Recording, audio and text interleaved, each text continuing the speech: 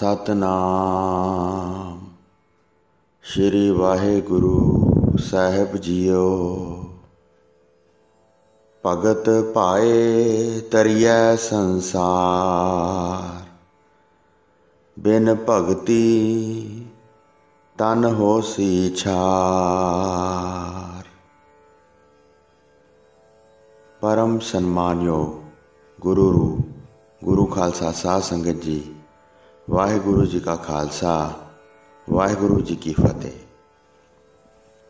चल रहे लड़ीवार प्रसंग धन धन श्री गुरु नानक देव साहब जी महाराज जी दे अध्याय 27वें विच अज आपां गुरु जी का एमनाबाद विच जाना अते बाबर का हल्ला होना, इसका प्रसंग सरवण करांगे। आओ बड़े प्रेम नाल यह प्रसंग सरवण करिए। सुखां दी रास गुरु जी नगर दे बाहर बैठे सन, जिस नगर का नाम एमनाबाद सी। उस नगर का राजा एक पठान सी। उस समय घर घर वाजे वज रहे सन। नगर विच उस दिन बहुत विआह शादियां हो रही सन। हिरदे विच प्रसन्न हो के बहुत खुशियां मना रहे सन। गाउंदे नचदे अते रंग रलियां मना रहे सन अते बड़े उत्साह नाल भारी उत्सव कर रहे सन। गहने अते नवे कपड़े पहन के वड्डा हंकार धारण करके छैल छबीले बने सन। रंग तमाशे वेख रहे सन अते अनेक प्रकार के हासे पै रहे सन। गलियां विच घोड़ियां नूं कुदा रहे सन, मुच्छां कुंडियां करके बैठे सन। साध संगत जी, जिस तरह के अजकल का माहौल है, अज भी उही माहौल एक बार फिर आ गया है। श्री प्रभु जी नूं भुल गए सन, विषय विकारां विच पै के प्रसन्न हो रहे सन। संत अते फकीरां दी सेवा करनी नहीं सन जाणदे, उल्टा फकीरां नूं वेख के हासा उडाउंदे सन। हंकार दे नशे विच अन्ने होए सन, जगत दे बंधनां विच बझे टोयां विच पए सन। दुनिया नूं वेख के दया नहीं सी करदे। महान भैड़ी बुद्धि विच ओह गर्क हो गए सन। शराब पी के घुम फिर रहे सन अते गरीबां नूं फड़ के मार रहे सन। जिथे भी सुंदर इस्त्रियां वेखदे सन, उन्हां दे लागे बार बार श्रेष्ठ घोड़ियां नूं फेरदे सन। जगत दे साईं बाहर ही बैठे रहे, किसी ने भी आके सेवा ना की। गुरु जी दे नाल जिहड़े फकीर सन, उन्हां दे भुख नाल आतर हो के चेहरे कुमला गए सन। जद सारा दिन बीत गया अते रात पै गई तां गुरु जी बोले, हे संतो, दोवें उठ के जाओ अते नगर विचों भोजन मंग के खाओ। जे बैठिया कोई नहीं दिंदा है तां घर विच जाके मंग के खा लो। हे भाई मरदाने, तू इन्हां दे नाल जा अते आउण लगा भाई लालो नूं बुला लियाउणा। गुरु जी दी इस तरह की आग्या सुण के भाई मरदाना दोवां संतां दे नाल चला गया। जिथे बहुत पठाणां दे घर सन, उत्थे अन्न लैण वास्ते गए। जिस घर भी जाके मंगदे सन, ਉਹ सुनदा जरूर सी पर उत्तर नहीं सी दिंदा। शराबी होए भैड़े बोल बोलदे सन। संतां ने मंगदियां मंगदियां उन्हां दे बहुत घर फिरे। फिर एक घर दे अंदर गए। उस घर दे मालक पासों उन्हां ने खाण नूं कुछ अन्न मंगिया। उस घर दे मालक ने कुछ भी ना दिता अते ना ही कुछ बोलिया। उस वेले एक शराबी आया अते भाई मरदाने नूं धक्का दिता। बहुत जोर नाल धक्का मार के भाई मरदाने नूं धरती ते सुੱਟ दिता। सट लगन नाल भाई मरदाने नूं बहुत पीड़ होई। नगर छड्ड के तुरंत गुरु जी वल चल पए। भाई लालो नूं बुला के नाल लै लिया अते उत्थे आ गए जिथे गुरु जी बैठे सन। कुछ भुज्जे दाणे भाई लालो अपने नाल लैके आया सी। ਉਹ उसने लिया के गुरु जी दे अगे रख दिते। चरना पास भेट रख के भाई लालो ने दोवें हथ जोड़ के गुरु जी के चरणों ते मत्था टेकिया। भाई लालो कहन लगा, हे दीन दयाल, आप जी के दर्शन कीतिਆਂ नूं बहुत लम्मा समा हो गया है। उसनूं सुख शांत पुछ के गुरु जी ने उसनूं अपने पास बिठा लिया। फिर दोवां संतां नूं पुछया, किस तरह तुसीं दोवें खाली हथ वापस आ गए हो। यह सुन के संतां ने सब कुछ दस दिता अते भाई मरदाने नूं जिथे सट लगी सी ਉਹ ਵਿਖਾਈ। इस नगर विच बड़े नीच लोग रहिंदे हन। हरि दे संतां प्रति इन्हां दे मन विच रत्ता भी आदर नहीं है। ਸੇਵਾ ਕਰਨ ਦੀ ਜੋ ਰੀਤੀ ਰਹੀ ਹੈ ਉਸ ਤੋਂ ਬੇਮੁਖ ਹੋ ਕੇ ਉਲਟੀ ਰੀਤੀ ਅਨੁਸਾਰ ਸੰਤਾਂ ਨੂੰ ਸਗੋਂ ਦੁੱਖ ਦਿੰਦੇ ਹਨ। ਸੰਤਾਂ ਦੀ ਬੇਇੱਜ਼ਤੀ ਹੋਈ ਸੁਣ ਕੇ ਗੁਰੂ ਜੀ ਦੇ ਮਨ ਵਿੱਚ ਰੋਸ ਪੈਦਾ ਹੋਇਆ। ਉਸ ਵੇਲੇ ਭਾਈ ਲਾਲੋ ਸਾਹਮਣੇ ਬੈਠਾ ਸੀ। ਉਸ ਨੂੰ ਆਪਣੇ ਮੁਖ ਨਾਲ ਇਸ ਤਰ੍ਹਾਂ ਕਿਹਾ, ਜਿਹੜੇ ਦੁਸ਼ਟ ਪਠਾਣਾਂ ਨੇ ਪੁੱਠੇ ਚਾਲੇ ਫੜੇ ਹੋਏ ਹਨ ਉਹ ਬੜਾ ਦੁੱਖ ਪਾ ਕੇ ਮਰਨਗੇ। ਉਹਨਾਂ ਦਾ ਅੰਤ ਕਰਨ ਵਾਸਤੇ ਗੁਰੂ ਜੀ ਨੇ ਹੇਠਾਂ ਲਿਖੇ ਸ਼ਬਦ ਦਾ ਉਚਾਰਨ ਕੀਤਾ। ਤਿਲੰਗ ਮਹੱਲਾ ਪਹਿਲਾ। ਜੈਸੀ ਮੈਂ ਆਵੈ ਖਸਮ ਕੀ ਬਾਣੀ, ਤੈਸੜਾ ਕਰੀ ਗਿਆਨ ਵੇ ਲਾਲੋ। ਪਾਪ ਕੀ ਜੰਜ ਲੈ ਕਾਬਲੋਂ ਧਾਇਆ, ਜੋਰੀ ਮੰਗੈ ਦਾਨ ਵੇ ਲਾਲੋ। ਹੇ ਲਾਲੋ, ਜਿਸ ਤਰ੍ਹਾਂ ਦਾ ਸੁਆਮੀ ਦਾ ਸ਼ਬਦ ਮੈਨੂੰ ਆਉਂਦਾ ਹੈ ਉਹ ਜਿਹਾ ਹੀ ਮੈਂ ਉਚਾਰਨ ਕਰਦਾ ਹਾਂ। ਗੁਨਾਹ ਦੀ ਜੰਜ ਲੈ ਕੇ ਬਾਬਰ ਕਾਬਲ ਤੋਂ ਮਾਰੋ ਮਾਰ ਕਰਦਾ ਆ ਰਿਹਾ ਹੈ ਅਤੇ ਜ਼ਬਰਦਸਤੀ ਇਸ ਧਰਤੀ ਆਦਿ ਦੇ ਨਜ਼ਰਾਨੇ ਦੀ ਮੰਗ ਕਰਦਾ ਹੈ। ਸ਼ਰਮ ਤੇ ਧਰਮ ਦੋਵੇਂ ਹੀ ਅਲੋਪ ਹੋ ਗਏ ਹਨ ਅਤੇ ਝੂਠ ਆਗੂ ਹੋਇਆ ਫਿਰਦਾ ਹੈ। ਕਾਜ਼ੀਆਂ ਅਤੇ ਬ੍ਰਾਹਮਣਾਂ ਦਾ ਕੰਮ ਧੰਦਾ ਮੁੱਕ ਗਿਆ ਹੈ ਅਤੇ ਹੁਣ ਵਿਆਹ ਦੀ ਰਸਮ ਸ਼ੈਤਾਨ ਹੀ ਪੜ੍ਹਦਾ ਹੈ। ਮੁਸਲਮਾਨ ਔਰਤਾਂ ਕੁਰਾਨ ਪੜ੍ਹਦੀਆਂ ਹਨ ਅਤੇ ਦੁੱਖ ਵਿੱਚ ਅੱਲਾ ਅੱਲਾ ਪੁਕਾਰਦੀਆਂ ਹਨ। ਉੱਚੀ ਅਤੇ ਨੀਵੀਂ ਜਾਤੀ ਦੀਆਂ ਹਿੰਦੂ ਔਰਤਾਂ ਦਾ ਵੀ ਇਹੋ ਹਾਲ ਹੈ। ਖੂਨ ਦੇ ਸੋਹੇਲੇ ਗਾਏ ਜਾਂਦੇ ਹਨ ਅਤੇ ਲਹੂ ਦਾ ਕੇਸਰ ਛਿੜਕਿਆ ਜਾਂਦਾ ਹੈ। ਇਸ ਦੇ ਅਰਥ ਬਿਆਨ ਕਰਦਾ ਹਾਂ। ਹੇ ਸਰੋਤਾ ਗਣੋ, ਤੁਸੀਂ ਕੰਨ ਦੇ ਕੇ ਸੁਣੋ। ਫਿਰ ਗੁਰੂ ਜੀ ਨੇ ਲਾਲੋ ਨੂੰ ਕਿਹਾ, ਤੂੰ ਮਨ ਵਿੱਚ ਇਸ ਤਰ੍ਹਾਂ ਨਾ ਲਿਆ। ਮੈਂ ਮਨ ਵਿੱਚ ਗੁੱਸਾ ਕਰਕੇ ਸਰਾਪ ਨਹੀਂ ਦਿੱਤਾ। ਸਾਹਿਬ ਦੀ ਆਗਿਆ ਹੀ ਮੰਨੀ ਹੈ। ਜਿਵੇਂ ਵਾਹਿਗੁਰੂ ਨੇ ਹੁਕਮ ਕੀਤਾ ਹੈ ਉਸ ਤਰ੍ਹਾਂ ਹੀ ਮੈਂ ਬਣਾ ਕੇ ਕਿਹਾ ਹੈ। ਲੋਕਾਂ ਨੇ ਇੱਥੇ ਜਿਹੜੇ ਪਾਪ ਕੀਤੇ ਹਨ ਉਹਨਾਂ ਪਾਪਾਂ ਨੇ ਕਾਬਲ ਵਿੱਚ ਸਰੀਰ ਧਾਰਨ ਕਰ ਲਿਆ ਹੈ। ਪਾਪਾਂ ਦੇ ਫਲਸਰੂਪ ਵਾਹਿਗੁਰੂ ਬਹੁਤ ਦੁੱਖ ਦੇਵੇਗਾ, ਕਿਉਂਕਿ ਦੁੱਖ ਦੇਣ ਤੋਂ ਬਗੈਰ ਨਿਬੇੜਾ ਨਹੀਂ ਹੋਵੇਗਾ। ਮੁਗਲ ਰੂਪ ਧਾਰਨ ਕਰਕੇ ਆਵੇਗਾ ਅਤੇ ਤਾਕਤ ਨਾਲ ਦਾਨ ਮੰਗੇਗਾ, ਭਾਵ ਲੁੱਟੇਗਾ। ਕਲਯੁਗ ਦੇ ਸਮੇਂ ਸ਼ਰਮ ਅਤੇ ਧਰਮ ਦੋਵਾਂ ਦੀ ਹਾਨੀ ਹੋਵੇਗੀ। ਅਮੀਰ ਵਜ਼ੀਰ ਭੱਜੇ ਫਿਰਨਗੇ ਤੇ ਹੁਣ ਕੂੜ ਦਾ ਵਰਤਾਰਾ ਹੋਵੇਗਾ। ਫਿਰ ਕਾਜ਼ੀ ਅਤੇ ਬ੍ਰਾਹਮਣ ਜਿਹੜੇ ਹਨ ਉਹਨਾਂ ਦਾ ਕਿਹਾ ਕੋਈ ਨਹੀਂ ਮੰਨੇਗਾ। ਸ਼ੈਤਾਨ ਆ ਕੇ ਨਿਕਾਹ ਪੜੇਗਾ। ਬਾਬਰ ਦੇ ਫੌਜਦਾਰ ਸੁੰਦਰ ਇਸਤਰੀਆਂ ਨੂੰ ਵੇਖ ਕੇ ਲਲਚਾ ਜਾਣਗੇ ਤੇ ਜ਼ਬਰਦਸਤੀ ਚੁੱਕ ਕੇ ਆਪਣੇ ਪਾਸ ਮੰਗਵਾ ਕੇ ਭੋਗ ਵਿਲਾਸ ਕਰਨਗੇ। ਮੁਸਲਮਾਨ ਔਰਤਾਂ ਕੁਰਾਨ ਪੜ੍ਹਨਗੀਆਂ ਅਤੇ ਸਾਰਿਆਂ ਵਿੱਚ ਇੱਕ ਖੁਦਾ ਜਾਣ ਕੇ ਅੱਲਾ ਦਾ ਨਾਂ ਲੈਣਗੀਆਂ। ਉਹ ਗਰੀਬਾਂ ਨੂੰ ਬਹੁਤ ਭਾਰੀ ਦੁੱਖ ਦੇਵੇਗਾ। ਇਹ ਲੋਕ ਅਜਿਹੇ ਭੈੜੇ ਕੰਮਾਂ ਦਾ ਫਲ ਕਰਕੇ ਭਾਰੀ ਕਸ਼ਟ ਸਹਿਣਗੇ। ਜਦ ਇਹਨਾਂ ਨੂੰ ਮਾਰ ਪਵੇਗੀ ਫਿਰ ਇਹ ਇੰਜ ਕਹਿਣਗੇ, ਹੇ ਖੁਦਾ ਕੀ ਕਰੀਏ। ਨੀਚ ਜਾਤੀ ਅਤੇ ਉੱਚੀ ਜਾਤੀ ਦੀਆਂ ਹਿੰਦੂ ਔਰਤਾਂ ਨੂੰ ਫੜ ਕੇ ਮੰਗਵਾਉਣਗੇ। ਖੂਨ ਦੇ ਸੋਹੇਲੇ ਗਾਉਣਗੇ ਅਤੇ ਲਹੂ ਦਾ ਕੇਸਰ ਛਿੜਕਿਆ ਜਾਵੇਗਾ। ਭਾਈ ਲਾਲੋ ਗੁਰੂ ਜੀ ਦੇ ਅੱਗੇ ਬੈਠਾ ਸੀ।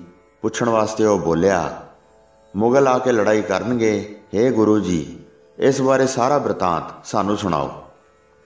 ਉਹ ਕਦ ਤੱਕ ਦੇਸ਼ ਵਿੱਚ ਰਾਜ ਕਰਨਗੇ ਅਤੇ ਫਿਰ ਧਰਤੀ ਤੋਂ ਕਦ ਜਾਣਗੇ। ਪਠਾਨ ਜਿਹੜੇ ਹਰ ਵੇਲੇ ਸ਼ਰਾਬ ਵਿੱਚ ਅੰਨੇ ਰਹਿੰਦੇ ਹਨ, ਜਿਹੜੀ ਉਹਨਾਂ ਨੇ ਅਵੱਗਿਆ ਕੀਤੀ ਹੈ ਉਸ ਦਾ ਫਲ ਪਾਉਣਗੇ। ਭਾਈ ਲਾਲੋ ਦੀ ਗੱਲ ਸੁਣ ਕੇ ਗੁਰੂ ਜੀ ਨੇ ਸਖਤ ਬਚਨ ਬੋਲੇ, ਜਿੰਨੇ ਵੀ ਇੱਥੇ ਅਮੀਰ ਪਠਾਨ ਹਨ ਸਭ ਦਾ ਸਫਾਇਆ ਕਰ ਦੇਵੇਗਾ। ਸ਼੍ਰੀ ਮੁਖਵਾਕ। ਸਾਹਿਬ ਕੇ ਗੁਣ ਨਾਨਕ ਗਾਵੈ, ਮਾਸਪੁਰੀ ਵਿੱਚ ਆਖ ਮਸੋਲਾ। ਜਿਨ ਉਪਾਈ ਰੰਗ ਰਵਾਈ, ਬੈਠਾ ਵੇਖੈ ਵਖ ਇਕੇਲਾ। ਸੱਚਾ ਸੋ ਸਾਹਿਬ ਸੱਚ ਤਪਾਵਸ, ਸਚੜਾ ਨਿਆਉ ਕਰੇਗ ਮਸੋਲਾ। ਕਾਇਆ ਕੱਪੜ ਟੁਕ ਟੁਕ ਹੋਸੀ, ਹਿੰਦੁਸਤਾਨ ਸਮਾਲਸੀ ਬੋਲਾ। ਆਵਨ 78 ਜਾਨ 97, ਹੋਰ ਵੀ ਉਠਸੀ ਮਰਦ ਕਾ ਚੇਲਾ। ਸੱਚ ਕੀ ਬਾਣੀ ਨਾਨਕ ਆਖੈ, ਸੱਚ ਸੁਣਾਏ ਸੀ ਸੱਚ ਕੀ ਬੇਲਾ। ਲਾਸ਼ਾਂ ਦੇ ਸ਼ਹਿਰ ਵਿੱਚ ਸ਼੍ਰੀ ਗੁਰੂ ਨਾਨਕ ਦੇਵ ਜੀ ਪ੍ਰਭੂ ਦੀਆਂ ਸਿਫਤਾਂ ਗਾਉਂਦੇ ਹਨ ਤੇ ਇਹ ਮਸਲਾ ਉਚਾਰਦੇ ਹਨ, ਜਿਸ ਨੇ ਜੀਵ ਸਾਜੇ ਹਨ ਅਤੇ ਉਹਨਾਂ ਨੂੰ ਭੋਗ ਵਿਲਾਸਾਂ ਵਿੱਚ ਲਾਇਆ ਹੈ, ਉਹ ਨਿਵੇਕਲਾ ਤੇ ਇਕੱਲਾ ਬੈਠਾ ਉਹਨਾਂ ਨੂੰ ਵੇਖ ਰਿਹਾ ਹੈ। ਉਹ ਸੁਆਮੀ ਸੱਚਾ ਹੈ, ਉਸ ਦਾ ਫੈਸਲਾ ਸੱਚਾ ਹੈ। ਉਹ ਸੱਚੇ ਇਨਸਾਫ ਵਾਲਾ ਹੁਕਮ ਜਾਰੀ ਕਰਦਾ ਹੈ। ਸਰੀਰ ਦੇ ਕੱਪੜੇ ਲੀਰੋ ਲੀਰ ਕਰ ਦਿੱਤੇ ਜਾਣਗੇ। ਤਦ ਹਿੰਦੁਸਤਾਨ ਮੇਰੇ ਬਚਨਾਂ ਨੂੰ ਯਾਦ ਕਰੇਗਾ। ਬਾਬਰ 1578 ਬਿਕਰਮੀ ਵਿੱਚ ਆਵੇਗਾ ਅਤੇ 1797 ਬਿਕਰਮੀ ਵਿੱਚ ਮੁਗਲਾਂ ਦਾ ਰਾਜ ਖਤਮ ਹੋ ਜਾਏਗਾ। ਤਦ ਇੱਕ ਹੋਰ ਸੂਰਮੇ ਦਾ ਮੁਰੀਦ ਉੱਠੇਗਾ। ਨਾਨਕ ਸੱਚ ਦੇ ਬਚਨ ਉਚਾਰਨ ਕਰਦਾ ਹੈ ਅਤੇ ਠੀਕ ਵਕਤ ਉੱਤੇ ਸੱਚ ਸੁਣਾਉਂਦਾ ਹੈ। ਸ਼੍ਰੀ ਗੁਰੂ ਨਾਨਕ ਦੇਵ ਜੀ ਪੂਰਨ ਪੁਰਖ ਸੁਆਮੀ ਦੇ ਗੁਣ ਗਾਉਂਦੇ ਹਨ। ਇਹਨਾਂ ਜ਼ਾਲਮ ਪਠਾਨਾਂ ਦੀ ਦੇਹ ਅਤੇ ਆਤਮਾ ਵੱਖ-ਵੱਖ ਹੋ ਜਾਏਗੀ, ਭਾਵ ਇਹ ਮਰ ਜਾਣਗੇ। ਇਸ ਥਲ ਉੱਤੇ ਮਾਸ ਹੀ ਮਾਸ ਖਿੱਲਰ ਜਾਵੇਗਾ। ਇਸ ਵਿਧੀ ਅਨੁਸਾਰ ਧਰਮ ਦੀ ਗੱਲ ਕਰਕੇ ਵਿਖਾਵੇਗਾ। ਜਿਸ ਸੁਆਮੀ ਨੇ ਸਾਰਾ ਜਗਤ ਪੈਦਾ ਕੀਤਾ ਹੈ, ਅਨੇਕ ਪ੍ਰਕਾਸ਼ ਕਰਕੇ ਕਈ ਪ੍ਰਕਾਰ ਦੇ ਰੰਗ ਵਿਖਾਏ ਹਨ, ਉਹ ਸਾਹਿਬ ਦੀ ਆਗਿਆ ਦੇ ਉਲਟ ਚੱਲ ਰਹੇ ਹਨ। ਵਿਸ਼ੇ ਵਿਕਾਰਾਂ ਵਿੱਚ ਪੈ ਕੇ ਸਭ ਸੁੱਧ ਭੁੱਲ ਗਏ ਹਨ। ਇਹ ਨਹੀਂ ਸਮਝਦੇ ਕਿ ਪ੍ਰਭੂ ਨਿਆਰਾ ਹੋ ਕੇ ਤਮਾਸ਼ਾ ਵੇਖ ਰਿਹਾ ਹੈ। ਸੱਚਾ ਸਾਹਿਬ ਹੈ ਤੇ ਸੱਚਾ ਉਸ ਦਾ ਇਨਸਾਫ ਹੈ। ਸੱਚਾ ਸਾਹਿਬ ਧਰਮ ਅਨੁਸਾਰ ਹੀ ਸਭ ਕੁਝ ਕਰ ਰਿਹਾ ਹੈ। ਸਰੀਰ ਦੇ ਕੱਪੜੇ ਲੀਰੋ ਲੀਰ ਹੋ ਜਾਣਗੇ। ਜਿਸ ਤਰ੍ਹਾਂ ਕਿਸੇ ਨੇ ਪਾਪ ਕੀਤਾ ਹੈ, ਉਸ ਤਰ੍ਹਾਂ ਦਾ ਹੀ ਦੁੱਖ ਪਾਵੇਗਾ। ਧਰਤੀ ਉੱਤੇ ਸਾਰੇ ਲਹੂ ਪਸਰ ਜਾਵੇਗਾ। ਹਿੰਦੁਸਤਾਨ ਦਾ ਰਾਜ ਉਹ ਆ ਕੇ ਸੰਭਾਲ ਲਵੇਗਾ। 1578 ਨੂੰ ਉਹ ਹਿੰਦੁਸਤਾਨ ਵਿੱਚ ਆਵੇਗਾ। 1797 ਨੂੰ ਉਸ ਦਾ ਸਫਾਇਆ ਹੋ ਜਾਏਗਾ। 219 ਵਰ੍ਹੇ ਉਹ ਰਾਜ ਕਰੇਗਾ ਅਤੇ ਕਈ ਮੁਗਲ ਬਾਦਸ਼ਾਹ ਰਾਜ ਕਰਨਗੇ। ਅਸੀਂ ਫਿਰ ਜਦ ਮਨੁੱਖੀ ਜਾਮੇ ਵਿੱਚ ਅਵਤਾਰ ਧਾਰਨ ਕਰਾਂਗੇ ਤਾਂ ਖਾਲਸਾ ਸਾਡਾ ਚੇਲਾ ਹੋਵੇਗਾ। ਜਦ 10 ਪਾਤਸ਼ਾਹੀਆਂ ਹੋਣਗੀਆਂ ਤਾਂ ਪਿੱਛੋਂ ਖਾਲਸਾ ਹੋਵੇਗਾ। ਹੌਲੀ ਹੌਲੀ ਜਦ ਮੁਗਲਾਂ ਨੂੰ ਲੁੱਟ ਲੈਣਗੇ ਤਾਂ ਤੁਰਕਾਂ ਦੀ ਤਾਕਤ ਕਮਜ਼ੋਰ ਹੋ ਜਾਏਗੀ।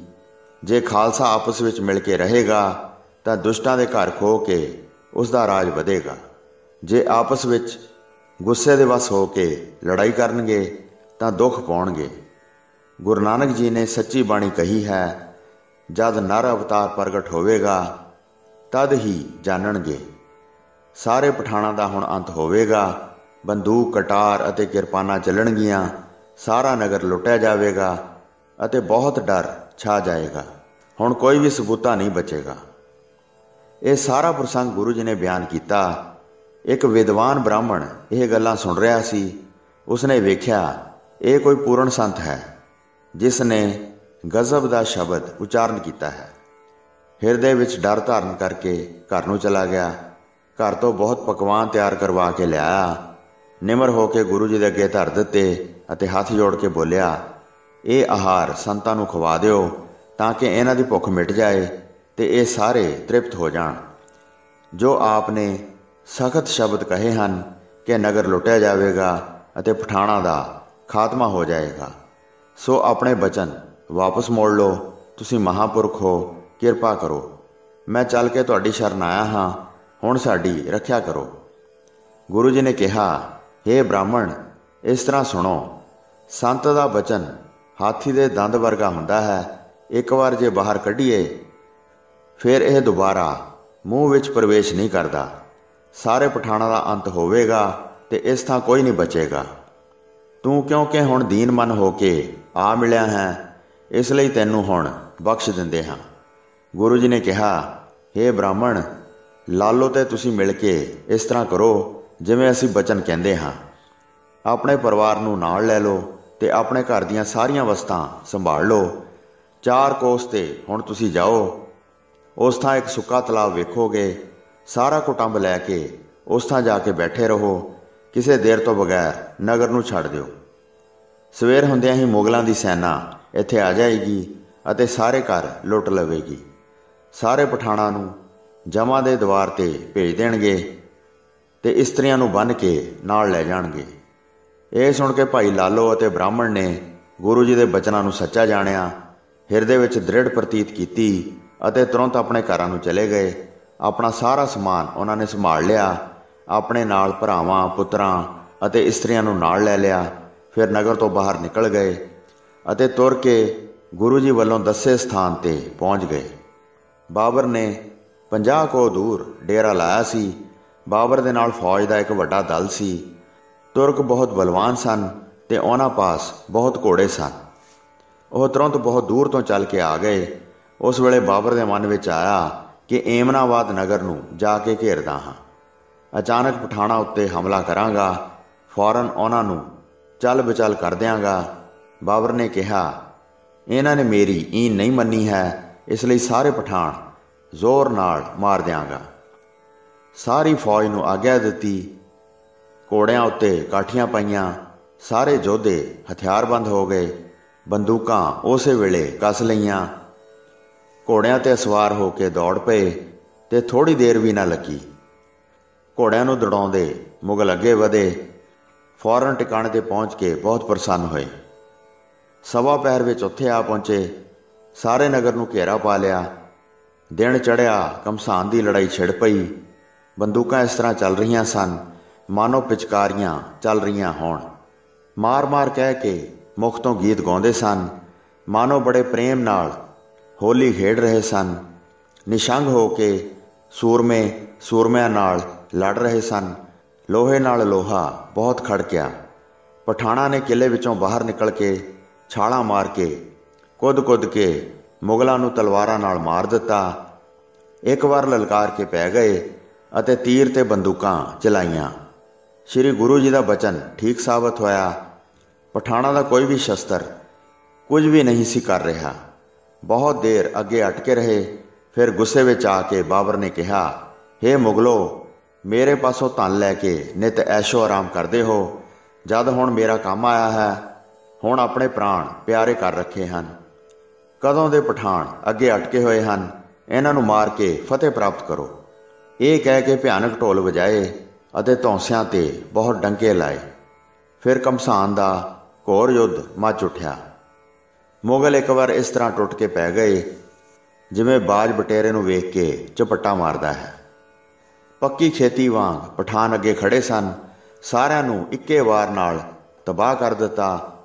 ਤਲਵਾਰਾਂ ਨਾਲ ਕੱਟਾ ਵੱਢ ਕਰਕੇ ਫਿਰ ਨਗਰ ਵਿੱਚ ਦਾਖਲ ਹੋ ਕੇ ਲੁੱਟਣ ਲੱਗੇ। ਧਨ ਅਤੇ ਘੋੜੇ ਸਭ ਲਈ ਜਾ ਰਹੇ ਸਨ।